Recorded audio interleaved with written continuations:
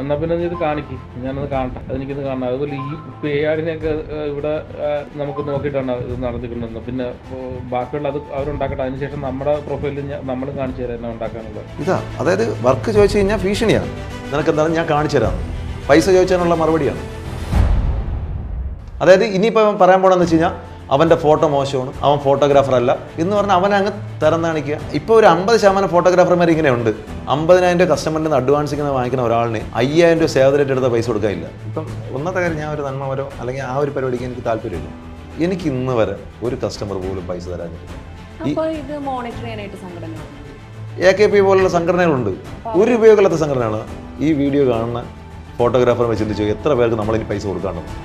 ഞാൻ ഒരാൾക്ക് പൈസ കൊടുക്കാനുണ്ടെങ്കിൽ ധൈര്യമായിട്ടൊന്ന് കമൻറ്റ് ചെയ്തു. രാവിലെ തൊട്ട് രാത്രി വരെ ക്യാമറ പിടിച്ചുകൊണ്ടെന്ന് ഞാൻ വിചാരിക്കുമ്പോൾ അത്ര എളുപ്പമൊന്നുമില്ല. എല്ലാവരും പറയുന്നത് ഭയങ്കര പാഷനാണ്, വികാരമാണ്. എനിക്ക് പാഷനും ഇല്ല, ഒരു കുഴപ്പമില്ല. ഈ കാണുന്നവർക്ക് ഭയങ്കര സുഖമാണ്. ഈ സാധനം ഒരു ചെറിയൊരു കളിപ്പാട്ടം പോലത്തെ ഒരു സാധനം തൂക്കിയിട്ടുണ്ട് നടന്നാൽ. പക്ഷേ ഇത് എടുത്ത് വെച്ച് ചെറിയ കളികളല്ലേ ഇത്. ഹലോ, നമസ്കാരം. ടേണിംഗ് പോയിന്റിലേക്ക് സ്വാഗതം. സിനിമയിലെ സ്റ്റിൽ ഫോട്ടോഗ്രാഫറായിട്ടും വെഡ്ഡിംഗ് മേഖലയിൽ ഒരുപാട് മാറ്റങ്ങൾ കൊണ്ടുവന്നിട്ടുള്ളതായ ഒരു വ്യക്തിയാണ് നമ്മുടെ കൂടെ ഇന്നുള്ളത്. അദ്ദേഹത്തിൻ്റെ പ്രത്യേകത എന്ന് പറഞ്ഞു കഴിഞ്ഞാൽ വളരെ സ്ട്രോങ് ആയിട്ടുള്ള പോയിന്റ്സ് പറയും, പക്ഷേ അത് എപ്പോഴും നമുക്കൊരു ചിരിച്ച മുഖത്തോട് മാത്രമേ അത് കാണാൻ പറ്റുള്ളൂ. നമുക്ക് വെൽക്കം ചെയ്യാം ഷാലു പേയാട്. ഹായ് ചേട്ടാ. എപ്പോഴും ഈ ഒരു സ്മൈലിംഗ് ഫേസ് ആണ് ചേട്ടൻ്റെ സ്പെഷ്യാലിറ്റി. ജനിച്ചപ്പോഴേ കരഞ്ഞില്ല, ചിരിച്ചോണ്ടാണ്. അതന്നെ ഒരു ഭാഗ്യമാണ് എല്ലാവരുടെ ലൈഫിൽ സ്പ്രെഡ് ചെയ്യാൻ പറ്റുന്നത്. എനിക്ക് ആദ്യം ചോദിക്കാനുള്ള, നമുക്ക് ഫാമിലിയിൽ നിന്ന് തുടങ്ങാം.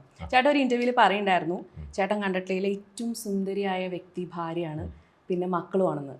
അപ്പോൾ അവരുടെ വിശേഷം നമുക്ക് പറഞ്ഞു തുടങ്ങാം. അവരുടെ വിശേഷം എന്ന് പറഞ്ഞു കഴിഞ്ഞാൽ, ഞാൻ ആദ്യമായിട്ട് എൻ്റെ ഭാര്യനെ കണ്ടിട്ടുണ്ടെന്ന് ഞാൻ വിളിച്ചുകൊണ്ടുവന്നതാണ്. എന്നുവെച്ചാൽ ഒരു വർഷം ഫോണിൽ കൂടെ മാത്രമായിരുന്നു പ്രണയം. എനിക്ക് 16 വർഷം ഇപ്പോൾ ആവാറായി, 15 വർഷം കഴിഞ്ഞ്. അപ്പോൾ അന്ന് ഈ വാട്സപ്പ്, ഫേസ്ബുക്ക് ഇങ്ങനത്തെ പരിപാടികളൊന്നുമില്ല. ഒരു ദിവസം ഒരു രാവിലെ എനിക്കൊരു കോള്, റോങ്ങിൻ്റെ കോള് മാറി വന്നു. പിന്നെ അന്നൊക്കെ അത് ട്രെൻഡ് ആയതുകൊണ്ട് അതിൽ പിടിച്ചും കയറി. ഒരു വർഷത്തെ പ്രണയം, ഫോൺ വിളി. അങ്ങനെ ഒരു ദിവസം രാത്രി ഒരു 8 മണിയൊക്കെ ആയപ്പോൾ ഞാൻ വിളിച്ചു ചോദിച്ചു, നാളെ ഞാൻ വിളിച്ച് ഞാൻ ഇറങ്ങി വരുമെന്ന് വെച്ചാൽ. അങ്ങനെ പ്രേമം മൂത്ത് നിൽക്കില്ലേ. ഒരു വർഷം. ആ, ഈ പ്രേമത്തിൻ്റെ ഒരു വലിയ പ്രത്യേകത എന്ന് വെച്ച് കഴിഞ്ഞാൽ, ഈ പരിശുദ്ധ പ്രണയങ്ങൾക്ക് കണ്ണും മുഖം കാതൊന്നുമില്ല. അപ്പോഴും നമ്മുടെ അടുത്ത് ആര് പറഞ്ഞാലും നമ്മൾ കേൾക്കില്ല. എൻ്റെ അടുത്ത് എൻ്റെ പപ്പയും അമ്മയൊക്കെ തല വെച്ചിട്ട്, എന്ന് വെച്ചാൽ അവർക്കൊരു ഡൗട്ട് അടിച്ച് മിക്കവാറും ഞാൻ എന്തോ ഒരു പരിപാടി ഒപ്പിക്കാനുള്ള പരിപാടിയാണ്. അപ്പോൾ ഈ സമയത്ത് നമ്മളിങ്ങനെ ഭയങ്കര ഫോൺ വിളിക്കുന്ന കാര്യമൊക്കെ ആയപ്പം വീട്ടുകാർക്ക് ഭയങ്കര ഡൗട്ടിച്ച്. അപ്പം അവർ പറഞ്ഞടാ, ആവശ്യമില്ലാത്ത പരിപാടിക്കൊന്നും നിൽക്കല്ലേ, നീ എൻ്റെ തലയെ കൊണ്ട് സത്യം ചെയ്യുന്നൊക്കെ പറഞ്ഞാൽ അമ്മയൊക്കെ സത്യം ചെയ്യില്ല. നമ്മൾ പിന്നെ കള്ള സത്യമൊക്കെ ഇട്ടിട്ട് 2 ദിവസം കഴിഞ്ഞപ്പോൾ അവർ വീട്ടിലൊരാൾ വന്നപ്പോഴാണ് അവരറിയണത്. ഞാനും എൻ്റെ ഭാര്യയെ കാണുന്നത് ആദ്യം വിളിച്ചുകൊണ്ട് പറഞ്ഞ എൻ്റെ അന്നാണ് ഞാനും കാണുന്നത്. പിന്നെ അവൾ ഇടുക്കിക്കാരിയാണ്, ഞാൻ തിരുവനന്തപുരത്ത്. അപ്പോൾ ഇവിടെ ഞാൻ അങ്ങനെ പോയി, അവൾ ചാടി വരാമെന്ന് പറഞ്ഞ് രാവിലെ അവിടെ പോയി വന്നപ്പോൾ കട്ടപ്പന ഇങ്ങനെ ബസ് സ്റ്റാൻഡിൽ നിന്ന് ഒരാളിങ്ങനെ ഇറങ്ങി വന്നപ്പോൾ ഞാനൊക്കെ കൊള്ളാം, പൊട്ടൻ ലോട്ടറി. അന്ന് എന്നെ കണ്ടു കഴിഞ്ഞാൽ വലിയ ലുക്കൊന്നുമില്ല, ഈ മറ്റേ ഈ പല്ല് മാത്രമേ ഉള്ളൂ, വേറെ ഒന്നുമില്ല. അപ്പോൾ ഇവളെ കണ്ടപ്പം കൊള്ളാം, എനിക്ക് കിട്ടിയതിൽ ഏറ്റവും വലിയ ലോട്ടറിയാണ് എന്ന് വെച്ചാൽ പൊട്ടൻ ലോട്ടറി എന്നൊക്കെ പറയുമ്പോൾ ഒന്നും നോക്കില്ല. അങ്ങനെ കയറി നേരെ വീട്ടിൽ വന്ന് 15 വർഷമായി, സ്വസ്ഥം, സുഖം, സന്തോഷം. അല്ല, അപ്പോൾ ആ സമയത്ത് എന്തായിരുന്നു വർക്ക്? ഫോട്ടോഗ്രാഫി പിന്നെ ഫോട്ടോഗ്രാഫി അന്ന് സിനിമയിലേക്ക് വർക്ക് ചെയ്യുന്നുണ്ട്. അപ്പോൾ വീട്ടിൽ പിന്നെ എല്ലാം സോൾവ് ആയി. പിന്നെ സോൾവ് ആയെന്ന് വെച്ച് കഴിഞ്ഞാൽ 2 കാര്യമുണ്ട്. ഇതുവരെ ഞങ്ങൾ തമ്മിലൊരു പ്രശ്നമില്ല. പിന്നെ ഞങ്ങൾ തമ്മിലുള്ള പ്രശ്നത്തിൽ മൂന്നാമതൊരാളെ ഞങ്ങൾ ഈ നിമിഷം വരെ വിളിച്ചിട്ടുമില്ല. കൂട്ടുകാരാവട്ടെ, ബന്ധുക്കളാവട്ടെ, ഞങ്ങൾ ആരെയും ഇൻവോൾവ് ചെയ്യും. ഞങ്ങൾ തമ്മിലുള്ള പ്രശ്നം ഞങ്ങൾ തമ്മിൽ തീരും, അല്ലാതെ വേറെ മൂന്നാമതൊരാളെ ഞങ്ങൾ. അതുകൊണ്ട് ഈ 15 വർഷം കൊണ്ട് ഒരു പ്രശ്നമില്ല, ആരും ഇടപെടാൻ ഇല്ലാത്തതുകൊണ്ട്. പിള്ളേർ മൂത്ത മോള് 9ലാണ്, സെൻറ്റ് സേവിയർസിലാണ് പഠിക്കുന്നത്, പേട്. ഇളയ ആള് 8ാം ക്ലാസ്സിൽ പഠിക്കുന്നു, അവിടെ തന്നെ. ഇപ്പോൾ നമ്മൾ സാധാരണ ചേട്ടൻ്റെ ഇൻസ്റ്റയിലായാലും സോഷ്യൽ മീഡിയയിലെല്ലാം കാണുന്ന ഭയങ്കര സ്ട്രോങ് ആയിട്ടുള്ള ഒപ്പീനിയൻസ് പറയുന്ന വ്യക്തി എന്നുള്ളതിലാണ്. പക്ഷെ അതല്ലാണ്ട് വേറൊരു മുഖം കൂടി ചേട്ടനുണ്ട്. ഇപ്പോൾ ഞാൻ കഴിഞ്ഞ ദിവസം ഒരു വീഡിയോയിൽ കണ്ടായിരുന്നു, അടുത്ത അമ്പലത്തിലെ പരിപാടിയിലെ കുട്ടികളെല്ലാം വീട്ടിലാണ് മേക്കപ്പ് ചെയ്യാൻ വന്നത്. അതുപോലെ തന്നെ ഇതുപോലെ കുറേ ആക്ടിവിറ്റീസ് ചേട്ടൻ ചെയ്യുന്നുണ്ട്. അതും കൂടി നമുക്ക് ആൾക്കാരുടെ അടുത്ത് അല്ല, അതിൻ്റെ സംഭവം എന്ന് വെച്ച് കഴിഞ്ഞാൽ, നമുക്ക് ഇപ്പം ഒന്നത്തെ കാര്യം, ഞാൻ ഒരു നന്മവരോ അല്ലെങ്കിൽ ആ ഒരു പരിപാടിക്ക് എനിക്ക് താല്പര്യമില്ല. ഇപ്പം നമ്മുടെ വരുമാനത്തിൽ നിന്ന് നമുക്ക് എന്തെങ്കിലും ആർക്കും കൊടുക്കാനുണ്ടെങ്കിൽ പറ്റുമെന്നുണ്ടെങ്കിൽ അത് കൊടുക്കണം, നല്ലതാണ്. പിന്നെ അതൊക്കെ എന്ത് നമ്മൾ റീലാക്കി ഇടണം അല്ലെങ്കിൽ സോഷ്യൽ മീഡിയയിൽ ഇടണമെന്ന് ചോദിച്ചു കഴിഞ്ഞാൽ, ഇപ്പം നിനക്ക് ഇപ്പം നീ ഒരു ആവശ്യക്കാരിയാണ്, ഇപ്പം നിനക്ക് വയ്യ, നിനക്ക് അതിനുള്ള സാമ്പത്തിക ശേഷി ഇല്ല. അപ്പം ഞാൻ നിന്നൊരു 100 രൂപ അല്ലെങ്കിൽ 200 രൂപ തന്നു കഴിഞ്ഞാൽ, അത് ഞാനിങ്ങനെ തന്നു എന്ന് കാണിക്കുമ്പം നാളെ വേറൊരാൾക്ക് നമ്മുടെ അടുത്ത് ചോദിക്കാനുള്ളൊരു ധൈര്യം ഉണ്ടാവും. പുള്ളിയുടെ അടുത്ത് ചോദിച്ചാൽ ചിലപ്പോൾ കിട്ടും. ചിലപ്പം ഈ പറഞ്ഞ ഒരു അത്യാവശ്യ ഘട്ടത്തിന്, ഇപ്പോൾ ആഹാരം കഴിക്കാൻ നിവൃത്തിയില്ലാത്ത ഒരാൾ നമ്മുടെ വീടിനടുത്തുള്ള ഒരാളാണെന്ന് വെച്ചോ. അപ്പോൾ അവർക്ക് കൊടുക്കണ ഒരാളുടെ അടുത്ത് ചോദിക്കാൻ പറ്റുള്ളൂ.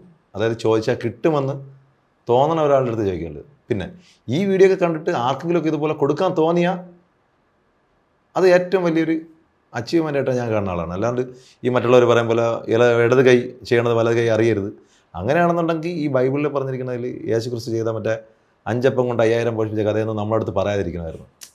യേശുക്രിസ്തുവിൻ്റെ ചെയ്ത കാര്യം ബൈബിളിലൂടെ നമ്മൾ പുറത്ത് പറഞ്ഞിട്ടുണ്ടെങ്കിൽ നമ്മൾ ചെയ്യുന്ന കാര്യങ്ങൾ 10 പേര് അറിഞ്ഞ് ചെയ്യണതിൽ ഒരു തെറ്റും എനിക്ക്. കാരണം നമ്മൾ ഓരോ കാര്യങ്ങൾ ഇന്നടത്ത് ഇന്നത് ഉണ്ടെന്ന് അറിഞ്ഞിട്ടല്ലേ നമ്മൾ പോണത്, ഇല്ലാതെ നമ്മൾ പോകില്ലല്ലോ. അപ്പം നമ്മളിങ്ങനെ നമ്മളെ ഓരോന്ന് ചെയ്യണമെന്നനുസരിച്ചായിരിക്കും മറ്റുള്ള ആൾക്കാർ നമ്മളെ ഫോളോ ചെയ്ത് പോകുന്ന ആൾക്കാരുണ്ട്. ഇപ്പോൾ എന്നെ ഇഷ്ടപ്പെടുന്ന ആരെങ്കിലും ഇഷ്ടപ്പെടണമെന്നുണ്ടെങ്കിൽ എന്തെങ്കിലും ഒരു രസം തോന്നിയിട്ടായിരിക്കും. അപ്പോൾ അവർ നാളെ വേറൊരാൾക്ക് ഇതുപോലെ കൊടുക്കുമ്പോഴാണ് നമുക്കൊരു സന്തോഷം തോന്നുന്നത്. പക്ഷെ അങ്ങനെ പണിയും കിട്ടില്ലേ? പണിയൊക്കെ ഇഷ്ടം പോലെ ഉണ്ട്. എനിക്ക് വായിക്കണമെന്ന് വെച്ച് കഴിഞ്ഞാൽ 35,000 രൂപ ബാങ്ക് ലോണുണ്ട്, ചേട്ടാ ഒന്ന് വീട് തരും. ഇതൊക്കെയാണ് എനിക്ക് എൻ്റെ ലോണുകൾ അടയ്ക്കപ്പെടുന്ന പാട് എനിക്കറിയാം. പക്ഷേ ഞാൻ പിന്നെ അവരുടെ അടുത്ത് പറയും, എടാ ഞാൻ ലോൺ അടയ്ക്കുന്ന ആളല്ല. അല്ലെങ്കിൽ ചിലർ എൻ്റെ പറയും, ചേട്ടാ ഇങ്ങനെ പഠിക്കാൻ നിവർത്തിയില്ല. അപ്പോൾ ഞാൻ പറയടാ, ഞാൻ എൻ്റെ 2 പിള്ളേരെ സർക്കാർ സ്കൂളാണ് പഠിപ്പിക്കുന്നത്, എനിക്ക് അതിനുള്ള നിവർത്തിയില്ലാത്തതുകൊണ്ട് ഞാൻ അത് ചെയ്യണം. പക്ഷെ നമുക്ക് കിട്ടുന്ന വരുമാനത്തിൻ്റെ ഒരു 10% നമ്മൾ മറ്റുള്ളവർക്ക് വേണ്ടി വിനിയോഗിച്ച് കഴിഞ്ഞാൽ അത് ഭയങ്കര നല്ല പരിപാടിയാണ്. കാരണം നമുക്ക് അതുകൊണ്ട് എൻ്റെ മക്കൾക്കൊന്നും ഭാര്യയ്ക്കൊന്നും ഞാൻ ഇതുവരെ ആശുപത്രി എന്ന് പറഞ്ഞിട്ട് ഞാൻ പോയിട്ടില്ല അധികം. അതിന് ഞാൻ കാണുന്ന ഒരു ന്യായം എന്ന് വെച്ച് കഴിഞ്ഞാൽ നമ്മൾ കൊടുക്കേണ്ടത് ദൈവത്തിന് കൊടുത്തു കഴിഞ്ഞാൽ ഈ ദൈവത്തിന് നമുക്ക് ആശയമായിട്ടും കൊടുത്തിട്ട് കാര്യമില്ല, അദ്ദേഹത്തിന് അതിൻ്റെ ആവശ്യമില്ല. പക്ഷേ നമുക്ക് ഈ നമ്മളെ ചുറ്റുമുള്ളവർക്ക് തന്നെ നമ്മൾക്ക് കണ്ണി കാണുന്നത് നമുക്ക് ചെയ്യാൻ പറ്റുന്നത് ചെയ്ത് കഴിഞ്ഞാൽ സെറ്റാണ്. അതാണ് എല്ലാവരും എൻ്റെ കയ്യിൽ പൈസ ഇല്ലേ, പൈസ ഉള്ളവർ കൊടുക്കട്ടെ എന്ന് പറഞ്ഞിട്ടാണ് ഇപ്പോഴും. അതെ പറയാം, പിള്ളേർ കൊടുക്കാൻ വേണ്ടിയിട്ട് ഞാൻ ഇത് കാണിക്കുന്നതാണ്. കാരണം എന്നെക്കാൾ എത്രയോ കാശുള്ള എത്രയോ പേരുണ്ട്. അപ്പം നമ്മൾ കൊടുക്കണത് കണ്ടിട്ടെങ്കിൽ അവന് ശരി പൊട്ടൻ കൊടുത്തല്ല 100 രൂപ, എന്നാൽ പിന്നെ 200 രൂപ ഇരിക്കട്ടെ എന്ന് പറഞ്ഞിട്ട് അങ്ങനെ കൊടുക്കണമെന്നാണ് ഞാൻ പറഞ്ഞത്. ഇപ്പോൾ നമുക്ക് വെഡ്ഡിങ് വീഡിയോ ഫോട്ടോഗ്രാഫി ഇപ്പോൾ കുറച്ച് നാൾ മുന്നേ എടുത്തു കഴിഞ്ഞാൽ തന്നെ കുറേ ചേഞ്ചസ് വന്നിട്ടുണ്ട്. ഇപ്പോൾ 5 മണിക്കൂർ കൊണ്ടൊക്കെ ആൽബം സെറ്റ് ചെയ്ത് കൊടുക്കുന്നു. അതും ആൽബത്തിൽ തന്നെ മറ്റേ കറങ്ങി വന്ന് ഫോട്ടോ വരുന്ന അതിൻ്റെ ഉള്ളിൽ നിന്ന് ആൽബം എടുക്കുന്നു. അങ്ങനെ ഇതൊക്കെ എങ്ങനെയാണ് ആ ഒരു തോട്ട് പോകാനായിട്ടുള്ള കാര്യം? ഇതിലൊരു സംഭവം എന്ന് വെച്ചാൽ ഇതൊക്കെ പണ്ട് തൊട്ടേ ചെയ്യാൻ പറ്റുന്ന സാധനങ്ങളാണ്. ഇപ്പം ഈ എൻ്റെയൊക്കെ കൊച്ചിൽ നമുക്കൊന്ന് ഈ മൊബൈലിലൊക്കെ വന്ന സമയത്ത് നമുക്ക് ഫോട്ടോ എടുക്കാനെന്ന് പറഞ്ഞിട്ട് നമ്മളിങ്ങനെ ദൂരെ നിന്ന് കാണാനുള്ളൂ. പക്ഷേ ഇപ്പം എൻ്റെ മോളൊക്കെ മൊബൈലിലൊക്കെ എനിക്ക് അറിയാത്ത ആപ്ലിക്കേഷൻ, നമുക്ക് അറിയാത്ത കാര്യങ്ങളാണ് അവർ ചെയ്യണത്. നമ്മളിങ്ങനെ ഈ ഡിജിറ്റൽ യുഗത്തിൽ നമ്മൾ പുതിയതെന്ത് ചെയ്യാമെന്ന് നമ്മൾ നോക്കിക്കൊണ്ടിരുന്ന് കഴിഞ്ഞാൽ നമുക്ക് നടക്കും. ഈ ഗ്ലോബൊക്കെയാണ് നമുക്ക് ഇതിൻ്റെ ഒരു സാധനം. നമ്മൾ സ്കൂളിൽ പോകുമ്പോൾ മറ്റേ ഗ്ലോബിൽ ഇരുന്ന് കറങ്ങൂലേ, ഇതാണ് എൻ്റെ ആൽബവും. അതിൻ്റെ വേറൊരു പതിപ്പെന്നേ ഉള്ളൂ. ഇങ്ങനെയുള്ള സാധനങ്ങൾ നമുക്ക് ഈസി ആയിട്ട് ചെയ്യാൻ പറ്റും. പിന്നെ നമ്മൾ ഈ വെറൈറ്റി കൊണ്ടുവന്നു കഴിഞ്ഞാൽ ഈ ആൾക്കാർക്ക് ഈ സാധാരണ ആൽബം കണ്ട് മടുത്താണ്. പക്ഷെ നമ്മളപ്പോൾ ഒരു പുതിയ പുതിയ പരിപാടികളൊക്കെ കൊണ്ടുവരുമ്പോൾ അത് ആൾറെഡി അവർക്ക് ഇഷ്ടപ്പെടും. പക്ഷേ ഇപ്പോൾ ഈ 5 മണിക്കൂർ 6 മണിക്കൂർ കൊണ്ടൊക്കെ ചെയ്യുമ്പോൾ നമുക്കൊരു ഡൗട്ട് തോന്നുന്നതാണ്, അപ്പോൾ അതിൻ്റെ ക്വാളിറ്റി കോംപ്രമൈസ് വരുന്നുണ്ടോ? അങ്ങനെ ഒരു കോംപ്രമൈസും വരില്ല. കാരണം നമ്മളിപ്പോൾ ഈ 5 മണിക്കൂർ കൊണ്ട് കൊടുക്കുന്ന സാധനം തന്നെ 5 വർഷം കഴിഞ്ഞാലും ഈ സാധനം തന്നെയാണ് കൊടുക്കുന്നത്. കിട്ടാത്തവരുണ്ട്. അതെ അത് ഓരോ ഫോട്ടോഗ്രാഫർമാരെ കഴിവുപോലെ ഇരിക്കും വർക്കുകൾ പെട്ടെന്ന് കൊടുക്കുക എന്നുള്ളതാണ്. അല്ല, ഇപ്പം ഞാൻ ചോദിക്കാൻ കാരണം നമ്മൾ സാധാരണ കാണുന്ന കമൻസ് ആയിക്കഴിഞ്ഞാലും ഇതുപോലെ കുറേ കംപ്ലയിൻസ് ഉണ്ട്. എൻ്റെ കല്യാണം കഴിഞ്ഞിട്ട് 2 കൊല്ലം ഇതുവരെ എനിക്ക് ആൽബം കിട്ടിയിട്ടില്ല, അങ്ങനെ വർഷങ്ങളുടെ കണക്ക് വരെ പറയുന്നുണ്ട്. ആ സമയത്താണ് 5 മണിക്കൂർ കൊണ്ട് ഇത് പറ്റും എന്നുള്ളൊരു സാധനം കാണിക്കുന്നത്. അപ്പോൾ അത് ബാക്കിയുള്ളവർക്കൊരു ചലഞ്ച് കൊടുത്തതാണോ അതോ? അതെ, അവർ ചെയ്യട്ടെ, അവരിതുപോലെ ചെയ്യട്ടെ, ചെയ്തിട്ട് പൈസ വാങ്ങിക്കിട്ടുന്നേ. അല്ലാണ്ട് ഈ പറഞ്ഞ കസ്റ്റമറിൻ്റെ നിന്ന് വർക്ക് കഴിഞ്ഞിട്ട് ഒരു 1 ലക്ഷം രൂപയ്ക്ക് ഒരു വർക്ക് എടുത്തു കഴിഞ്ഞാൽ 50,000 രൂപ അന്ന് വാങ്ങിച്ചിട്ട് പോകും. അവനത് മതി, ഔട്ട് തിരിച്ച് കൊടുക്കണമല്ലോ. ഔട്ട് കൊടുക്കുന്ന ഒരുത്തിന് അവൻ 6 മാസം കഴിഞ്ഞാലും അവൻ തന്നെ കൊടുക്കണം. എന്നാൽ പിന്നെ 6 ദിവസം കഴിഞ്ഞിട്ട് വേണം കൊടുക്കാമല്ലോ, അല്ലെങ്കിൽ ഒരാഴ്ച. ഇത് എപ്പോഴാണ് നമ്മൾ തന്നെ ജോലി ചെയ്യണം, അത് ഇത്തിരി ഫാസ്റ്റ് ആക്കണമെന്നേ ഉള്ളൂ. അപ്പോൾ ചേട്ടൻ, നമ്മൾ ഈ ഒരു 5 മണിക്കൂർ കൊണ്ടൊക്കെ ആൽബം കൊടുക്കുന്ന സമയത്ത് നമുക്ക് ആ ആൽബത്തിൻ്റെ ക്വാളിറ്റി അത് എത്രത്തോളം നമുക്ക് ഉറപ്പ് വരുത്താൻ പറ്റും? അതിനെന്തൊക്കെ മെഷേഴ്സ് എടുക്കുന്നുണ്ട്? അതായത് ഒന്ന്, ഞാൻ പ്രിൻ്റ് ചെയ്യണത് സിന്തറ്റിക് പേപ്പറിലാണ്, മീൻസ് പ്ലാസ്റ്റിക്കാണ്, നമ്മൾ നോർമൽ പേപ്പർ യൂസ് ചെയ്യില്ല. 2, ആൽബത്തിൻ്റെ മെത്തേഡ് പെർഫെക്റ്റായിട്ട് നോക്കി മാത്രമേ ചെയ്യുള്ളൂ. ഞാൻ അടിക്കുന്ന എല്ലാ ആൽബവും ഞാൻ നോക്കി തന്നെയാണ്. എനിക്ക് ലാബിൽ ഒരുവിധപ്പെട്ട എല്ലാ ലാബിലും അകത്ത് കയറി പ്രിൻ്റ് നോക്കി വിടാനുള്ളൊരു സ്വാതന്ത്ര്യമുണ്ട് ഇപ്പം. അപ്പം ഞാൻ നോക്കി, എനിക്ക് ഓക്കെ അല്ല, പ്രിൻ്റ് ഓക്കെ അല്ലെന്നുണ്ടെങ്കിൽ നമ്മളപ്പോൾ എടുത്ത് കളഞ്ഞിട്ട് അടുത്ത് മാറ്റി അടിപ്പിക്കും. കാരണം ഞാൻ പൈസ കൊടുക്കണമെന്നുണ്ടെങ്കിൽ എനിക്ക് അതിനുള്ള കൃത്യമായിട്ടുള്ള സാധനമാണ്. ഞാൻ കസ്റ്റമറിൻ്റെ അടുത്താണ് ഞാൻ പറയേണ്ടത്. ഞാൻ കസ്റ്റമറിൻ്റെ ഒരു ലീഫിന് 1000 രൂപ വെച്ചായിരിക്കും വാങ്ങണം. ഈ 1000 രൂപയ്ക്ക് 150 രൂപ സാധനം കൊടുത്തിട്ട് കാര്യമില്ലല്ലോ. അതിൻ്റെക്ക് 900 രൂപ സാധനം കൊടുക്കണം. അവർക്കൊരിക്കലും ഒരു നഷ്ടം തോന്നരുത്. അപ്പോൾ അതുകൊണ്ട് നമുക്ക് കൃത്യമായിട്ട് നോക്കി ചെയ്യാൻ പറ്റും. ഞാൻ ഇനിയിപ്പോൾ ഉടനെ ഒരു ആൽബം കൂടെ ചെയ്യാൻ പോകുന്നുണ്ട്, വാട്ടർ പ്രൂഫ് ആൽബം. അത് മിക്കവാറും തിരുവനന്തപുരത്തിന് ഏതെങ്കിലും സ്വിമ്മിംഗ് പൂളിൽ കൊണ്ടിട്ടിട്ടായിരിക്കും നമ്മളത് കാണിക്കുന്നത്. കാരണം എന്ന് വെച്ചാൽ നമുക്ക് അങ്ങനെ പറ്റും. എൻ്റെ ഇപ്പോഴും ചെയ്യുന്ന ആൽബങ്ങളൊക്കെ വെള്ളത്തിനിട്ടാലും ഒന്നും സംഭവിക്കില്ല. അപ്പോൾ എന്തിനാണ് നമ്മൾ അങ്ങനെയൊക്കെ ചെയ്യണമെന്ന് വെച്ച് കഴിഞ്ഞാൽ, ഇപ്പോൾ കോട്ടയം പോലുള്ള സൈഡിൽ ആക്ച്വലി വെള്ളം കയറും. എന്തായാലും നമ്മുടെ സർക്കാരൊന്നും പെട്ടെന്നൊന്നും വെള്ളം ഇറങ്ങിപ്പോകാനുള്ള പരിപാടി ചെയ്യില്ല. സ്വാഭാവികമായിട്ട് അവർ ആൽബമെങ്കിലും അവർക്ക് കിട്ടണം. കാരണം കല്യാണം വീണ്ടും കഴിക്കാൻ പറ്റില്ല. ആ മൊമെൻറ്റുകൾ വീണ്ടും ഉണ്ടാക്കിയെടുക്കാനും പാടായിരിക്കും. അപ്പോൾ നമുക്ക് ചെയ്യാനുള്ളൊരു പരിപാടി എന്ന് വെച്ച് കഴിഞ്ഞാൽ, നമ്മുടെ ആൽബം ഒരിക്കലും വെള്ളം നനഞ്ഞാലും ഒന്നും സംഭവിക്കരുത്. അതുകൊണ്ടൊരു വാട്ടർ പ്രൂഫ് ആൽബം എങ്ങനെ, അതിൻ്റെ ഒരു പുറകെയിലാണ് ഞാനിപ്പം. അടുത്ത ട്രെൻഡിങ് അല്ല, കാരണം നമ്മൾ ഈ കാലാവസ്ഥ ഇതെല്ലാം നമ്മൾ നോക്കി തന്നെ ചെയ്യണം. കാരണം ഇപ്പോൾ ഇപ്പോൾ സാധാരണ നിങ്ങൾ ആലോചിക്കുക, പഴയ ആൽബങ്ങളൊക്കെ നിങ്ങളെ വീട്ടിലുണ്ടെന്ന് എടുത്ത് നോക്കുക, നമുക്കതൊന്നും ഉപയോഗമില്ല. അന്ന് ചിലവാക്കിയ പൈസയൊക്കെ നഷ്ടമാണ്. അപ്പോൾ ഒരു 10 വർഷം അല്ലെങ്കിൽ 20 വർഷം കഴിയുമ്പോൾ എൻ്റെ ഒരു ആൽബം എൻ്റെ ഒരു കസ്റ്റമർ, അവരെ മക്കൾ പറയും, അന്ന് അയാൾ വെറുതെ കുറേ പൈസ വാങ്ങിച്ചിട്ട് പോയെന്ന് പറയും. ഇത് മറ്റേ പൂപ്പലും പായലൊക്കെ അടിച്ചിട്ടേ. മറ്റേതങ്ങനെയല്ല, വെള്ളത്തിൽ വീണാലും ഒന്നും ചെയ്യില്ല. അപ്പോൾ അവൻ പറയും, അന്ന് എൻ്റെ അച്ഛനും അമ്മയും ഇന്ന ആളെ കൊണ്ടാണ് ഫോട്ടോഷൂട്ട് ചെയ്യിപ്പിച്ചത്, ഇന്ന ആളാണ് കല്യാണം ചെയ്തത്, അന്നത്തെ ആൽബം ഇതായിരുന്നു എന്ന് പറയണം. കാരണം അവ ഇനി 20 വർഷം കഴിഞ്ഞാലും ഇതിൻ്റെ മേലൊരു സാധനം വരരുത്. അങ്ങനത്തെ ഒരു പരിപാടിയിലാണ് നമ്മൾ അടുത്ത പ്ലാനിങ്, അടുത്ത ചലഞ്ച് അതിനുള്ള പരിപാടിയിലാണ്. ഇതെല്ലാം ക്വാളിറ്റിയിലും ക്വാണ്ടിറ്റിയിലൊന്നും ഒരു ലോസും ഉണ്ടാകുമ്പോഴുള്ള കൃത്യസമയത്ത് നമുക്ക് കൊടുക്കാനും പറ്റും. പക്ഷെ വേറൊരു കാര്യം പറയുന്നത്, ഈ വരുന്ന കുറേ ബന്ധുക്കളുണ്ടാവും, അവരുടെ എല്ലാം ഫോട്ടോ മിസ്സാവുമോ? അത് അവർക്ക് വീട്ടുകാർക്ക് വേണ്ടപ്പെട്ടവർ മാത്രം വരുമോ? അത് ഫോട്ടോഗ്രാഫറിൻ്റെ ഇഷ്ടത്തിനനുസരിച്ചിട്ടാണ് ആൾക്കാരെ ഫോട്ടോസ് ആൽബത്തിൽ കയറ്റുന്നത്? കാരണം ഇത്രയും സമയമില്ലല്ലോ, സെലക്ട് ചെയ്യാനുള്ള ടൈമൊന്നും ഉണ്ടാവില്ലല്ലോ. അപ്പോൾ അതെങ്ങനെയാണ് നോക്കുന്നത്? അത് എൻ്റെ ട്രേഡ് സീക്രട്ടാണ്. കാരണം ഞാൻ ചെയ്യണ ജോലി ഞാൻ എങ്ങനെയൊക്കെയാണ് ചെയ്യണമെന്ന് പറഞ്ഞു കഴിഞ്ഞാൽ ഇത് നാളെ വേറെ ഫോട്ടോഗ്രാഫർമാർ കോപ്പി അടിക്കും. ഞാൻ അത്രയും വലിയ മഹാമനസ്കരൊന്നുമല്ല. എൻ്റെ തൊഴിലിൽ ഞാൻ തന്നെ പാറ്റയെ പിടിച്ചിരുന്ന പരിപാടി നിൽക്കില്ല. അതൊരു നൈസ് പരിപാടി. എൻ്റെ കസ്റ്റമറിന് അറിയാം ഞാൻ എങ്ങനെയാണ് അവരുടെ അടുത്ത് ആ കാര്യം ഡീൽ ചെയ്യണമെന്നുള്ളത്.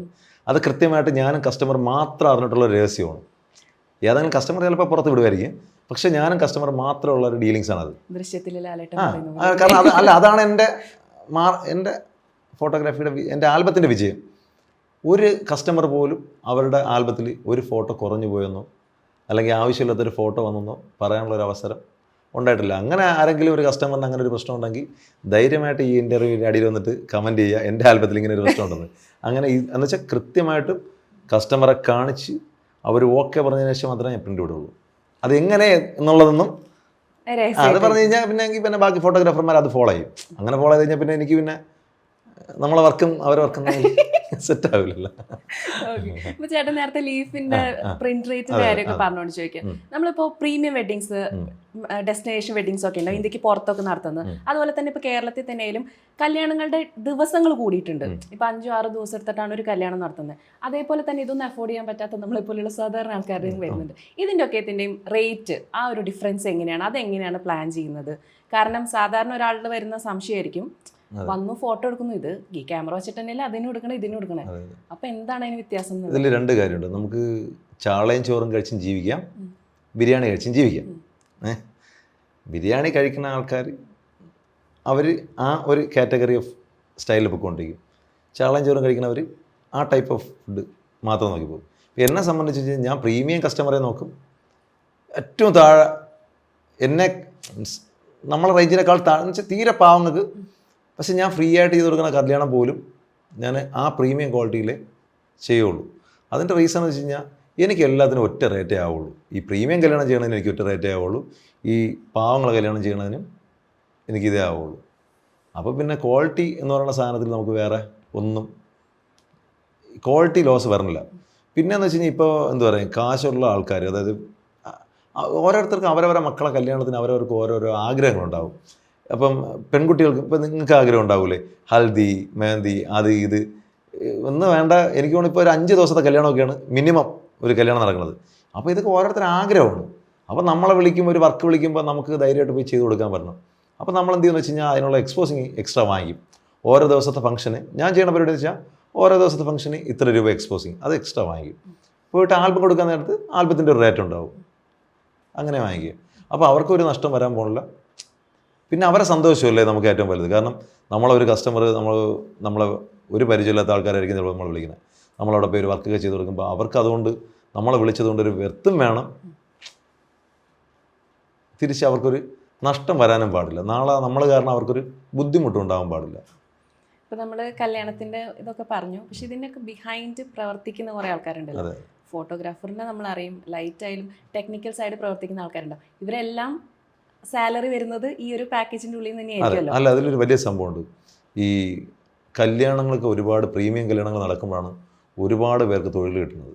അതായത് ഇപ്പം ഞങ്ങളുടെ ഡിപ്പാർട്ട്മെൻറ്റിൻ്റെ കാര്യം പറയുകയാണെങ്കിൽ ഫോട്ടോഗ്രാഫി തന്നെ ഒരുപാട് കല്യാണങ്ങൾ നടക്കുമ്പോഴാണ് ഒരുപാട് പേർക്ക് തൊഴിൽ കിട്ടും. ഒരുപാട് പേര് അതുവഴി ഒരുപാട് കുടുംബങ്ങൾ ജീവിച്ചു പോകും. അതായത് പ്രിൻറ്റിങ് അടിക്കുന്ന ആൾ, designer, editor, videographer, light boy, പിന്നെ ആൽബം മേക്കർ, പിന്നെ തടി കൊണ്ട് കേസ് ഉണ്ടാക്കുന്ന ആൾ എന്ന് വേണ്ട എ ടു സെറ്റ് എനിക്ക് ഒരു 10-20 കുടുംബം ഒരു കല്യാണത്തിൻ്റെ പേരിൽ ജീവിക്കും. അങ്ങനെ ഒരുപാട് ശരിക്കും ഈ കല്യാണം ഒരുപാട് പേർക്ക് ഒരു ജീവിതം കൂടെ ഉണ്ടാക്കി കൊടുക്കുന്ന ഒരു പരിപാടി കൂടെയാണ്. അപ്പോൾ ഇതിൻ്റെയൊക്കെ പേയ്മെൻറ്റ് കൃത്യമായിട്ട് കിട്ടുന്നുണ്ടോ? എനിക്ക് ഇന്ന് വരെ ഒരു കസ്റ്റമർ പോലും പൈസ തരാനിട്ടില്ല. ഇനി അങ്ങനെ തരാത്ത കസ്റ്റമർ ഉണ്ടെങ്കിൽ ഞാൻ പറഞ്ഞാൽ നമുക്കൊരു ലിമിറ്റുണ്ട്. ഒരു സമയം കഴിഞ്ഞാൽ ഞാൻ പറയും എനിക്ക് വേണ്ട പൈസ ഉണ്ട് ചേട്ടാ, ആൽബം എടുത്തുകൊണ്ട് പോകുമെന്ന് പറയും. അതിന് തികച്ച് ഫ്രീ ആയിട്ട് കൊടുക്കുക. കാരണം അവർ ചിലപ്പോൾ കാണില്ല, പൈസ കാണില്ല. പിന്നെ നമ്മളവിടെ പോയി ചോദിച്ചിട്ട് കാര്യമില്ലല്ലോ. പൈസ ഇല്ലാത്തവർക്ക് ഫ്രീ ആയിട്ട് കൊടുക്കാമല്ലോ. കാരണം നമ്മളെന്തായാലും ചെയ്ത് വയ്ക്കും. എന്നാൽ പിന്നെ അടുത്ത് വീട്ടിൽ ഇരുന്ന് വെറുതെ ഇരിക്കണേക്കാളും നല്ലത് അവർക്ക് കൊടുക്കും. ഞാൻ കൊടുക്കും. അങ്ങനെ ഞാൻ സത്യം പൈസ വാങ്ങിക്കുക, കൊടുക്കും. അല്ല, ഇപ്പോൾ ചേട്ടൻ ഇപ്പോൾ ഇത്രയും റെപ്യൂട്ടഡ് ആയിട്ടുള്ള എല്ലാവരും അറിയുന്ന വ്യക്തിയായതുകൊണ്ട് അങ്ങനെ കൊടുക്കുമായിരിക്കും. പക്ഷെ അത്രയും എത്താത്ത ആൾക്കാരുണ്ടാവല്ലോ, ചെറിയ ഫോട്ടോഗ്രാഫേഴ്സ്, അധികം പേയ്മെന്റ് ഇല്ലാത്ത ആൾക്കാർ. അപ്പോൾ അവരൊക്കെ ഇങ്ങനെ ഇതുപോലെ പൈസ കൊടുക്കാണ്ട് പറ്റിക്കപ്പെടുന്ന കംപ്ലയിൻസ് ഇപ്പോൾ ചേട്ടനായി വന്നിട്ടുണ്ട്. ഇഷ്ടം പോലെ. ഇന്നിപ്പോൾ രാവിലെ എൻ്റെ അതിൽ ഒരു വലിയ കാര്യമുണ്ട്. ഈ കസ്റ്റമർ ശരിക്കും പറഞ്ഞാൽ കസ്റ്റമർ പാവങ്ങളാണ്. അവർ സിൻസിയർ ആയിരിക്കും. കാരണം ഇപ്പം നിങ്ങളുടെ കല്യാണത്തിന് നിങ്ങൾ പൈസ കൊടുക്കാതെ ഒരു ഫോട്ടോഗ്രാഫറെ വിളിക്കുമോ? ഇല്ലല്ലോ. ഉള്ളത് കളക്ഷൻ പറഞ്ഞ പൈസയെങ്കിലും കൊടുത്ത് സാധാരണക്കാരൻ കൊടുക്കും. പക്ഷേ ഞങ്ങളുടെ കൂട്ടത്തിലുള്ള തന്നെ ഒരുപാട് ഫോട്ടോഗ്രാഫർമാരുണ്ട്, മഹാവൃത്തികെട്ടവന്മാരാണ്. അതായത് ഇവരുടെ പ്രശ്നം എന്താണെന്ന് വെച്ച് കഴിഞ്ഞാൽ ഈ എക്സ്പോസിങ്ങിന് വേണ്ടിയിട്ട് ഇവർ ഒരു ദിവസം 4-5 കല്യാണം പിടിക്കും. 4-5 കല്യാണം പിടിച്ചിട്ട് ഈ പാവപ്പെട്ട ആ ഏരിയയിലുള്ള ഏതെങ്കിലും പയ്യന്മാരെയൊക്കെ ഫോട്ടോഗ്രാഫി അല്ലെങ്കിൽ വീഡിയോഗ്രാഫി ചെയ്യാൻ വേണ്ടി വിളിക്കും. സേവ് ദ ഡേറ്റ് പോലുള്ള കാര്യങ്ങൾക്ക് വേണ്ടി വിളിക്കും. അപ്പോൾ ഒരു സേവ് ദ ഡേറ്റ് എടുക്കുന്നതിന് 5000 രൂപയാണ് എക്സ്പോസിങ് ചാർജ് വാങ്ങിക്കുക സാധാരണ ഫോട്ടോഗ്രാഫർമാർ അല്ല വീഡിയോഗ്രാഫർമാരൊക്കെ. അപ്പോൾ എന്ത് വെച്ചാൽ ഈ പാവപ്പെട്ട പയ്യന്മാരെ വിളിച്ചിട്ട് 5000 രൂപ കൊടുക്കാന്ന് പറഞ്ഞാൽ ഇവർ വിളിക്കുന്നത്. വിളിച്ചിട്ട് 2-3 വർക്ക് ഒരുമിച്ച് ചെയ്യിപ്പിക്കും. ഒരുമിച്ച് ചെയ്യിപ്പിച്ചിട്ട് പൈസ കൊടുക്കില്ല. എന്നിട്ട് പിന്നീട് അവർ 5000 രൂപ ചുമ്മാ ഇട്ട് കൊടുക്കും. എന്നിട്ട് പറയും കഴിഞ്ഞെന്ന് പറയും. ഇങ്ങനെ ചെയ്യണ കുറേ ഫോട്ടോഗ്രാഫർമാർ നമ്മുടെ കൂട്ടത്തിൽ തന്നെ ഉണ്ട്. ഫോട്ടോഗ്രാഫർമാർ, സ്റ്റുഡിയോക്കാരന്മാരൊക്കെ ഞങ്ങളുടെ കൂട്ടത്തിൽ തന്നെ ഉണ്ട്. സത്യം പറഞ്ഞാൽ അവരാണ് ഞങ്ങളുടെ ഇൻഡസ്ട്രിയിൽ ശാപം എന്ന് പറയുന്നത്. കാരണം അവർക്ക് മാക്സിമം പൈസ ഉണ്ടാക്കുക, കസ്റ്റമറിൻ്റെ നിന്ന് അവർ മാക്സിമം മേടിക്കുക. ഈ പാവപ്പെട്ട ഈ ഫോട്ടോഗ്രാഫി തൊഴിലായിട്ട് കൊണ്ട് നടക്കുന്ന പാവപ്പെട്ട പിള്ളേർക്ക് പൈസ കൊടുക്കാതിരിക്കുക. ഇങ്ങനെ ഒരു വലിയ പരിപാടിയുണ്ട്. ഈ കഴിഞ്ഞ ചിങ്ങം, അതായത് ആഗസ്റ്റ് 7-ാം തീയതി എൻ്റെ ഒരു സുഹൃത്തുണ്ട്, ലിജു എന്ന് പറഞ്ഞിട്ടൊരു പയ്യനുണ്ട്, എൻ്റെ ഒരു അസിസ്റ്റൻ്റായിട്ട് വർക്ക് ചെയ്തുകൊണ്ടൊരു പയ്യനാണ്. അവൻ എനിക്കിപ്പോൾ രാവിലെ മെസ്സേജ് അയച്ചിട്ട് ആശാനെ ഇങ്ങനെ ഒരു പണി കിട്ടിയെന്ന് പറഞ്ഞിട്ട് അവൻ 2 സേവ് ദ ഡേറ്റ് എടുത്ത് 7-ാം തീയതി 8-ാം തീയതിയും പോയി 2 സേവ് ദ ഡേറ്റ് എടുത്ത് 2 സേവ് ദ ഡേറ്റ് എടുത്തിട്ട് ആ സ്റ്റുഡിയോക്കാരൻ ഈ നിമിഷം വരെ പൈസ കൊടുത്തിട്ടില്ല. ഞാൻ ആ സ്റ്റുഡിയോക്കാരൻ്റെ ഇൻസ്റ്റാ ഐ ഡി എല്ലാം കാണിച്ചു തരാം. അപ്പോൾ ഇങ്ങനെയുള്ളവരെയൊക്കെ നമ്മൾ ഒറ്റപ്പെടുത്തണം. എന്നാൽ മാത്രമേ ഇനി അടുത്തൊരു തലമുറ ഫോട്ടോഗ്രാഫിയിൽ ഇത് തൊഴിലായിട്ട് നിൽക്കുകയുള്ളൂ. ഇല്ലെന്നുണ്ടെങ്കിൽ ഇവരിത് കളഞ്ഞിട്ട് പോകും. ആലോചിച്ച് നോക്കിയാൽ 2 വർക്ക് ചെയ്തിട്ട് പുള്ളിക്കാരൻ ഈ നിമിഷം വരെ പൈസ കൊടുത്തില്ല. ആഗസ്റ്റ് 7-ാം തീയതി എടുത്ത വർക്കാണ്. അന്ന് കഴിഞ്ഞ മാസത്തെ വർക്ക് എടുത്തിട്ട് പൈസ ഇതുവരെ കൊടുത്തിട്ടില്ല. അപ്പോൾ അവന് ഈ ക്യാമറയുടെ ലോൺ ഉണ്ടാവും, അവൻ്റെ വണ്ടിയുടെ CC ഉണ്ടാവും, അവൻ എന്തെല്ലാം കാര്യങ്ങളുണ്ടാവും. അവൻ ഈ പ്രതീക്ഷിച്ചിട്ടാണ് നമ്മൾ ഓരോ വർക്ക് എടുക്കുന്നത്. ഇങ്ങനെയുള്ളവർക്ക് കിട്ടാതിരിക്കുന്നിടത്തോളം കാലം ഈ ഇൻഡസ്ട്രി നശിക്കുകയുള്ളൂ. അപ്പോൾ ഇത് മോണിറ്റർ ചെയ്യാനായിട്ട് സംഘടനകളൊന്നുമില്ലേ? AKP പോലുള്ള സംഘടനകളുണ്ട്, ഒരു ഉപയോഗമില്ലാത്ത സംഘടനയാണ്. അല്ല സത്യം, ഞാൻ ജെന്യൂനായിട്ട് പറഞ്ഞതാണ്. ഇത് സാധാരണക്കാരനായ ഒരാൾക്ക് ഇതൊന്നും ഒരു ഉപയോഗമില്ല. ഈ സംഘടന ഉണ്ട്. ഇപ്പോൾ എന്ത് പറയുക, ഇപ്പോൾ AKP എന്ന് പറഞ്ഞിട്ട് ആൾക്കാരുള്ള ഫോട്ടോഗ്രാഫേഴ്സ് ഒരു വലിയ സംഘടന ഉണ്ട്. ഞാനും അതിലെ മെമ്പറൊക്കെയാണ്. പക്ഷേ ഈ സംഘടന കൊണ്ട് എന്താണ് ഗുണമെന്ന് വെച്ച് കഴിഞ്ഞാൽ ഒരാൾ മരിക്കുമ്പം ഒരു റീത്ത് കൊണ്ടുവയ്ക്കും, അല്ലെങ്കിൽ ഒരു 15,000 അല്ലെങ്കിൽ 25,000 അല്ലെങ്കിൽ 50,000 കൊടുത്തു വെച്ചോ. ഈ കൊടുത്തിട്ട് വല്ല കാര്യമുണ്ടോ?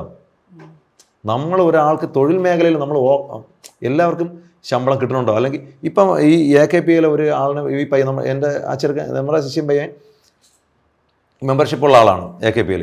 അപ്പോൾ ഒരാളെ വിളിച്ച് വെച്ചപ്പം പുള്ളിക്കാരൻ AKPയിൽ വിളിച്ച് പറഞ്ഞ് അങ്ങനെ അവർ ചോദിച്ചു പറഞ്ഞ് അപ്പോൾ എനിക്ക് വോയിസ് മെസ്സേജ് ഞാൻ കേൾപ്പിച്ച് തരാം. അവൻ പറഞ്ഞിങ്ങനെ എന്ത് AKP എന്നാണ് ചോദിച്ചത്. അത് ഫോട്ടോഗ്രാഫറാണ് ചോദിച്ചത്. അപ്പോൾ അങ്ങനെ ചോദിക്കണമെന്നുണ്ടെങ്കിൽ സംഘടന സ്ട്രെങ്ത് അല്ലാത്തതുകൊണ്ടല്ലേ. സംഘടന സ്ട്രെങ്ത് ആണെന്ന് വെച്ച് കഴിഞ്ഞാൽ മനുഷ്യർ ഉണ്ടാക്കുന്ന സംഘടനകളല്ലേ, എന്ത് ചെയ്യാൻ പറ്റും? ഒന്നും ചെയ്യാൻ പറ്റില്ല. അടിക്കാൻ പറ്റും? നിയമപരമായിട്ടെല്ലാം പോകാൻ പറ്റും? ഇല്ല. സംഘടനയ്ക്കൊക്കെ സംഘടന മാസം ഒരു വാങ്ങിക്കുക, മെമ്പർഷിപ്പ് വാങ്ങിക്കുക, അത്രയേ പറ്റുള്ളൂ.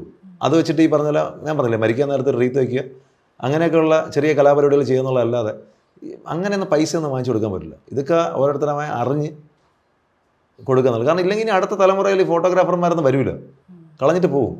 ഇപ്പം തന്നെ ആ പയ്യൻ ഭയങ്കര വിഷമത്തോടെ എന്നെ വിളിച്ച് പറഞ്ഞാൽ അവന് പൈസ കിട്ടില്ല എന്നുള്ളത്. അപ്പോൾ ഇവൻ പറഞ്ഞ് ഇങ്ങനെ ഞാൻ ചാലിച്ചേട്ടൻ്റെയൊക്കെ പറഞ്ഞിട്ടുണ്ട്, AKP-യിലൊക്കെ പറഞ്ഞവരെ പറയല്ലേ, നമ്മൾക്ക് എന്ത് ചെയ്യുമെന്നാണ് അവൻ ചോദിക്കുന്നത്. ശരിയാണ്, നമ്മളെന്ത് ചെയ്യും? അല്ലെങ്കിൽ സംഘടന എന്ത് ചെയ്യാൻ പോകണം? അവന് പൈസ വാങ്ങിച്ചു കൊടുക്കും? ഇല്ല. ഇനി അവൻ പൈസ കൊടുക്കത്തുമില്ല.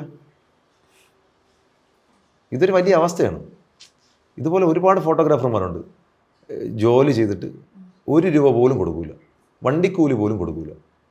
പിന്നെ ഈ സേവ് ദ ഡേറ്റ് എന്നൊക്കെ പറഞ്ഞിട്ട് ശരിക്കും കസ്റ്റമർ പൈസ കൊടുത്തു. അവൻ കസ്റ്റമറെ വിളിച്ച് വെച്ച്, കസ്റ്റമറിൻ്റെ നിന്ന് ആൾറെഡി അവൻ 50,000 രൂപ അഡ്വാൻസ് വാങ്ങിച്ചു. 50,000 രൂപ കസ്റ്റമറിൻ്റെ നിന്ന് അഡ്വാൻസ് ഇങ്ങനെ വാങ്ങിക്കുന്ന ഒരാളിന് 5,000 രൂപ സേവ് ദ ഡേറ്റ് എടുത്ത പൈസ കൊടുക്കാനില്ല. ഇവർക്ക് ഞാൻ പറഞ്ഞ ഇങ്ങനെയൊക്കെ ഒരുപാട്, ഇവരൊക്കെ ഈ ഇൻസ്റ്റാ പേജ് കണ്ടിട്ടൊക്കെ ആയിരിക്കും കസ്റ്റമർ വിളിക്കുന്നത്. ഇപ്പോൾ എൻ്റെ ഇൻസ്റ്റാ പേജ് കണ്ടിട്ട് അല്ലെങ്കിൽ എൻ്റെ വർക്ക് കണ്ടിട്ട് എന്നെയാണ് കസ്റ്റമർ വിളിക്കുന്നത്, ഞാൻ പോകണം വർക്കിന്. ഈ കസ്റ്റമറിന് പിന്നെ ഇത് വേണം. കസ്റ്റമറിന് ഇത് കാരണം വെച്ച് കഴിഞ്ഞാൽ ഈ ഇൻസ്റ്റാ പേജൊക്കെ കണ്ടിട്ടേ ചുമ്മാ എല്ലാവരും വർക്ക് കൊടുക്കണവരെ അടുത്തുള്ള സ്റ്റുഡിയോകൾക്ക് നമുക്ക് പരിചയമുള്ളവർക്ക് കൊടുക്കണമെന്നേ. അല്ലാണ്ട് ഈ പറഞ്ഞ പോലെ ഈ കുറേ ഇൻസ്റ്റാ പേജ് കണ്ടിട്ടോ അല്ലെങ്കിൽ അങ്ങനെ കണ്ടിട്ട് കൊടുക്കുമ്പോഴുള്ള പ്രശ്നം എന്ന് വെച്ചാൽ ഇങ്ങനെ ഒരു വലിയ വിഷയമുണ്ട്. കാരണം അവരാരെയാണ് വിടണമെന്ന് അറിയാൻ പറ്റില്ല.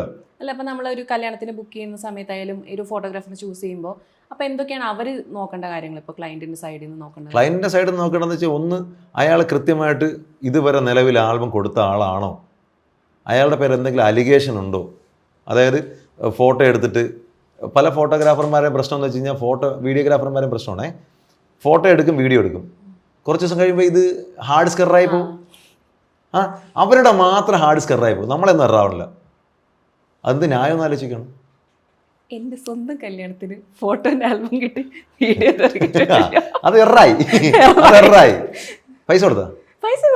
അതാണ്, പൈസ കൊടുത്തു കഴിഞ്ഞാൽ പിന്നെ എറാവും. അപ്പോൾ എന്ത് ചെയ്യാതിരിക്കണം എന്ന് വെച്ച് കഴിഞ്ഞാൽ നമുക്ക് പരിചയമില്ലാത്ത ഫോട്ടോഗ്രാഫർമാർക്ക് പൈസ കൊടുക്കാതിരിക്കുക.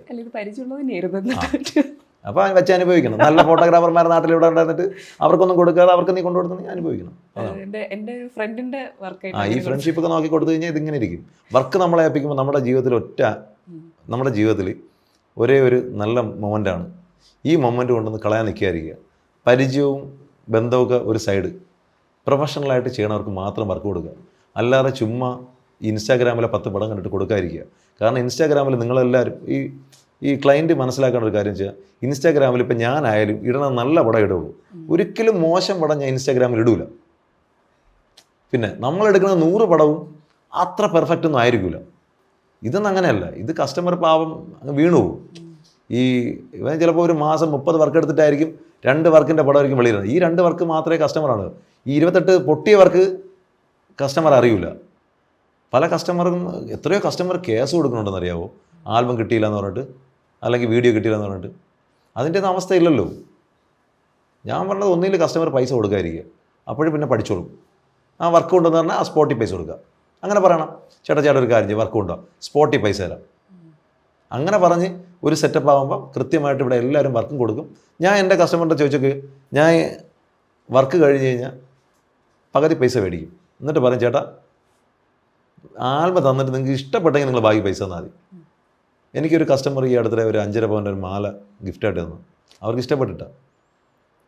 അപ്പോൾ നമുക്ക് കസ്റ്റമർ ഇഷ്ടപ്പെട്ട് കഴിഞ്ഞാൽ നമുക്ക് പലത്. എൻ്റെ ഒരു സുഹൃത്തുണ്ട്, ശ്രീത്ത് ഫോക്കസ്, അവന് ഒരു ഐഫോണാണ് കൊടുത്തത്. 1.25 ലക്ഷം രൂപയുടെ ഐഫോണാണ് കസ്റ്റമർ ഗിഫ്റ്റ് കൊടുത്തത്. കാരണം വർക്ക് നന്നായിട്ട് കൊടുത്തു കഴിഞ്ഞാൽ കസ്റ്റമർ നമുക്ക് പിന്നെ നമ്മുടെ ഒരു ഫാമിലി മെമ്പർ പോലെയാണ്. പല കസ്റ്റമറിനും ഫോട്ടോഗ്രാഫറും തമ്മിൽ വർക്ക് കഴിയുമ്പോഴേക്കും ഇന്ത്യയും പാകിസ്ഥാനും പോലെയുണ്ട്, അടിയാണ്. സത്യം. ഇപ്പം നിങ്ങൾ ആ ഫോട്ടോഗ്രാഫറിനെ എൻ്റെ ജീവിതത്തിൽ സജഷൻ ചെയ്യുമോ?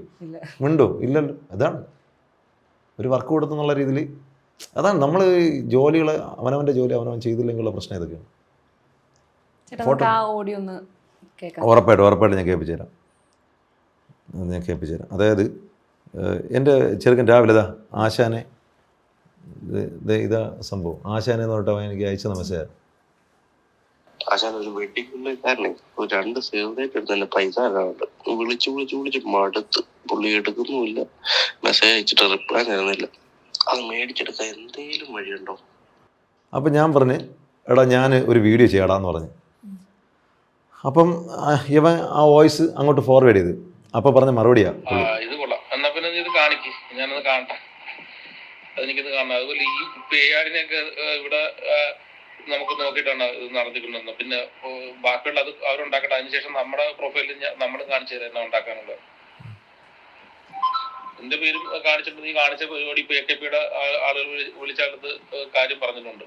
കാര്യം ഇത് അവന്റെ അടുത്തും ഒന്ന് അവതരിപ്പിക്കുന്നുണ്ട്. അവൻ അത് ഇട്ടതിന് ശേഷം അവന്റെ അടുത്ത് കൊടുക്കുക, നീ അവനെ കൊണ്ട് ചെയ്യിക്കുക, ഷാലുപേരില്ലേ കൊണ്ട് ചെയ്യിക്കുക. ഇതാ, അതായത് വർക്ക് ചോദിച്ചു കഴിഞ്ഞാൽ ഭീഷണിയാണ്. വർക്ക് നമ്മൾ ചോദിച്ചു അത് പൈസ ചോദിച്ചു കഴിഞ്ഞാൽ പിന്നെ ഭീഷണിയാണ്. അതായത് ഇനിയിപ്പോൾ പറയാൻ പോകണമെന്ന് വെച്ച് കഴിഞ്ഞാൽ അവൻ്റെ ഫോട്ടോ മോശമാണ്, അവൻ ഫോട്ടോഗ്രാഫർ അല്ല എന്ന് പറഞ്ഞാൽ അവനെ അങ്ങ് തരം കാണിക്കുക. അതായത് ഞാൻ പറഞ്ഞില്ല, ഈ ഫോട്ടോഗ്രാഫി എല്ലാ ഫോട്ടോഗ്രാഫറും അല്ല കേട്ടോ. ഇങ്ങനെ ഇപ്പോൾ ഒരു 50% ഫോട്ടോഗ്രാഫർമാർ ഇങ്ങനെ ഉണ്ട്. ഇപ്പോൾ അറിയാം, ഇപ്പോൾ ഈ ചിങ്ങം കഴിഞ്ഞ് ആത്മാർത്ഥമായിട്ട് ഈ വീഡിയോ കാണുന്ന ഫോട്ടോഗ്രാഫർമാർ ചിന്തിച്ചു എത്ര പേർക്ക് നമ്മളിനി പൈസ കൊടുക്കാണ്ടെന്ന്. ഞാൻ ഒരാൾക്ക് പൈസ കൊടുക്കാണ്ടെന്നെങ്കിൽ ധൈര്യമായിട്ടൊന്ന് കമൻറ്റ് ചെയ്തു. വർക്ക് കഴിഞ്ഞാൽ സ്പോട്ടിൽ പൈസ കൊടുക്കണം, ഇല്ലെന്നുണ്ടെങ്കിൽ നമ്മൾ ഈ പണിക്ക് നിൽക്കല്ലേ. ഓരോരുത്തർ അവരെ കുടുംബം പോറ്റാൻ വേണ്ടിയിട്ടാണ് ഈ ഫോട്ടോഗ്രാഫി ക്യാമറ നോക്കി ഇറങ്ങുന്നത്. നമ്മൾ വിചാരിക്കുമ്പോൾ ഈ ക്യാമറ നോക്കി നിൽക്കുന്നത് അത്ര എളുപ്പ പണിയൊന്നുമല്ല. നടുപൊടിയും രാവിലെ തൊട്ട് രാത്രി വരെ ക്യാമറ പിടിച്ചുകൊണ്ട് നിന്ന് കഴിഞ്ഞാൽ വിചാരിക്കുമ്പോൾ അത്ര എളുപ്പമൊന്നുമല്ല. എല്ലാവരും പറയുന്നത് ഭയങ്കര പാഷനാണ്, വികാരം എന്നാണ്. എനിക്ക് പാഷനുമില്ല, ഒരു കോപ്പുമില്ല. ഇതെൻ്റെ ജോലിയായിട്ട് മാത്രമേ കണ്ടിട്ടുള്ളൂ. അതുകൊണ്ട് തന്നെ രാത്രിയൊക്കെ നമ്മൾ ചെന്ന് സത്യം വീട്ടിനകത്ത് കയറി കിടക്കണത് മാത്രം അറിയാം. രാവിലെ എണീക്കുമ്പോഴറിയില്ല. എന്ന് വെച്ചാൽ അമ്മാതിരി പെയിനാണ് ബാക്ക് പെയിനൊക്കെ. നിങ്ങൾ ഉദ്ദേശിക്കും പോലെ ഒന്നല്ല. ഈ കാണുന്നവർക്ക് ഭയങ്കര സുഖമാണ്. ഈ സാധനം ഒരു ചെറിയൊരു കളിപ്പാട്ടം പോലത്തെ ഒരു സാധനം തൂക്കിയിട്ടുണ്ട് നടന്നാൽ മതി. പക്ഷേ ഇത് എടുത്ത് വെച്ച് നമ്മൾ ചെറിയ കളികളല്ലേ ഇത്. പിന്നെ ഞാൻ എൻ്റെ മക്കളുടെ പറയും, മക്കൾ നല്ലവണ്ണം പഠിക്കണമെന്ന് പറയും. കാരണം വിചാരിക്കുന്നത് അത്ര സിമ്പിളല്ല. പിന്നെ പിള്ളേർക്ക് ഫോട്ടോഗ്രാഫി ഭയങ്കര ക്രൈസാണ്. ക്രൈസ് ആയതുകൊണ്ട് അവർക്ക് ഇഷ്ടമുള്ള ജോലിയൊക്കെ ചെയ്യാം. പക്ഷേ ഞാൻ പറഞ്ഞില്ല, ഇതൊരു ജോലിയായിട്ട് എടുത്തു കഴിഞ്ഞാൽ നമ്മൾ വിചാരിക്കുമ്പോൾ ഇതിനോട് പാഷനൊന്നും തോന്നില്ല. പാഷനായിട്ട് കൊണ്ടു നടക്കുന്നവരുണ്ട്, അവർക്കിത് ജോലിയുമല്ല, ഇതൊരു വരുമാനമല്ല. ഇത് വരുമാനമായിട്ട് എടുക്കണവന് മാത്രമേ അറിയാവൂ ഇതിൻ്റെ ബുദ്ധിമുട്ട്. ഈ പല ഫോട്ടോഗ്രാഫർമാരെ നിങ്ങൾ നോക്കിക്കോ, കുറുക്ക് കൂനും. കാരണം ഈ സാധനം ഇങ്ങനെ തൂക്കിയിട്ടുണ്ടെന്നേ അവർ കൂനും. ഇതാ എൻ്റെ വിരലിൽ ഇതാ ഇവിടെ ഇവിടെയൊക്കെ ഈ കായ്പാണ്. ചുമ്മാ അത് തൊട്ട് നോക്കിയാൽ അതൊക്കെ ഇങ്ങനെ അറിയാൻ പറ്റും നമുക്ക്. ഇത് ഇത്രയും വർഷം നമ്മൾ ഈ എടുത്തെടുത്ത് ഇത് നമ്മളേക്കുന്ന പോലെ അല്ല. ഇത് ഇത്രയും ഉണ്ടാക്കിയെടുക്കുന്നുണ്ടെങ്കിൽ ഇത്രയും പെയിനുണ്ട്. വിചാരിക്കുമ്പോൾ അത്ര സിമ്പിളല്ല. എല്ലാവർക്കും ഒരു ധാരണ എന്ന് വെച്ച് കഴിഞ്ഞാൽ ചുമ്മാ ഇതൊരു പാഷൻ പോലെ ചുമ്മാ തൂക്കിയിട്ടുണ്ടാക്കുന്ന സാധനമാണ്. അല്ല, ഇതൊക്കെ നമ്മളോരോ കസ്റ്റമറിൻ്റെ അവിടെ പോയിട്ട് കഷ്ടപ്പെട്ടിട്ടാണ് പടം എടുക്കുന്നത്. പക്ഷേ എനിക്ക് ഇന്ന് വരെ എൻ്റെ ഒരു കസ്റ്റമർ എനിക്ക് പൈസ തരായിരുന്നിട്ടേ ഇല്ല. കൃത്യമായിട്ട് എനിക്ക് പൈസ തരാറുണ്ട്.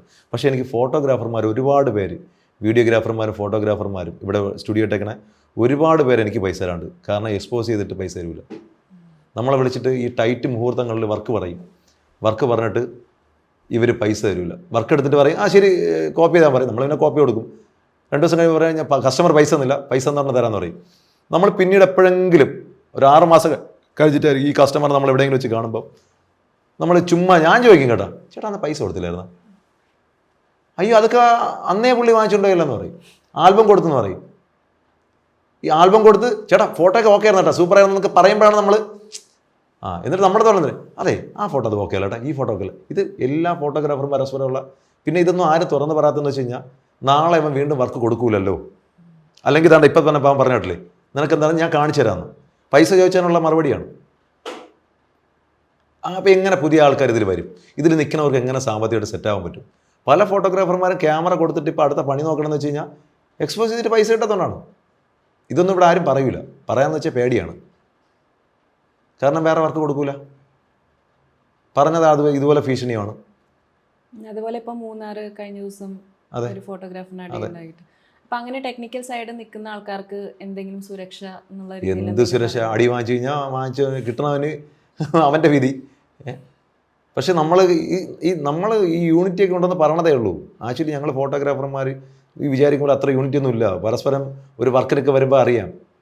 നമ്മൾ ഒരു വർക്കിൽ നിൽക്കുമ്പോൾ ആദ്യം ചോദിക്കുന്നത് ഓപ്പോസിറ്റ് ആരാ. ആ ചിന്താഗതി മാറുമ്പോഴേ ഇവിടെ സെറ്റ് ആവുള്ളൂ. ചെക്കൻ്റെ വീട്ടുകാരും ചെക്കനും പെണ്ണും നമ്മൾ അടയ ചക്കരയല്ലേ, അവർ കല്യാണം എടുക്കാനാണ് നമ്മളെ. പക്ഷെ നമ്മൾ ഇവിടെ നിന്ന് പോകുമ്പോൾ എങ്ങനെ തരും ചെറുക്കൻ്റെ അവിടെ നിന്ന് പറഞ്ഞാൽ ഓപ്പോസിറ്റ്, ഇന്ന് ഓപ്പോസിറ്റ് ടീം ഇന്ന് പൊളിയാണ്. ഇതാണ് ഒരു യുദ്ധം പോലെയാണ് നമ്മൾ പറഞ്ഞത്. അതായത് അവൻ മറ്റേ 2 ലൈറ്റ് വയ്ക്കണമെന്നുണ്ടെങ്കിൽ നമ്മൾ 4 ലൈറ്റ് വെച്ച് ഇതൊരു മത്സരമാണ്. ആക്ച്വലി ഇതിൻ്റെ ഒന്നും ആവശ്യമില്ല. മര്യാദയ്ക്ക് വരിക, വർക്ക് എടുക്കുക, പോവുക. ഇതിൽ മറ്റേ അവാർഡൊന്നും കിട്ടില്ല. നമുക്ക് പൈസയാണ് ചെയ്യണത്. നമ്മൾ പൈസയ്ക്ക് വേണ്ടിയാണ് ചെയ്യണത്. ഞാൻ ഒരു വർക്കിന് പോയാലും നമ്മൾ യുദ്ധം എന്ന് പറഞ്ഞിട്ട് പോകില്ല. നമ്മളവിടെ പോയി ഒന്ന് സൈലൻ്റായിട്ട് പോയി നിൽക്കുന്നു, പടം എടുക്കുന്നു. നമുക്കറിയാം ആൽബം കൊടുത്തു കഴിഞ്ഞാൽ കൃത്യമായിട്ട് നമ്മൾ കസ്റ്റമറിനെ മാത്രം നോക്കിയാൽ മതി.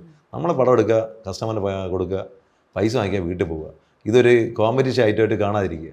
അങ്ങനെ കാണുന്നവരൊന്നും ജീവിതത്തിൽ ഫോട്ടോഗ്രാഫിയിലൊന്നും ആവാൻ പോണില്ല. കാരണം അങ്ങനെ യുദ്ധം ചെയ്ത പലരും ഇന്ന് ഇൻഡസ്ട്രിയിലേ ഇല്ല.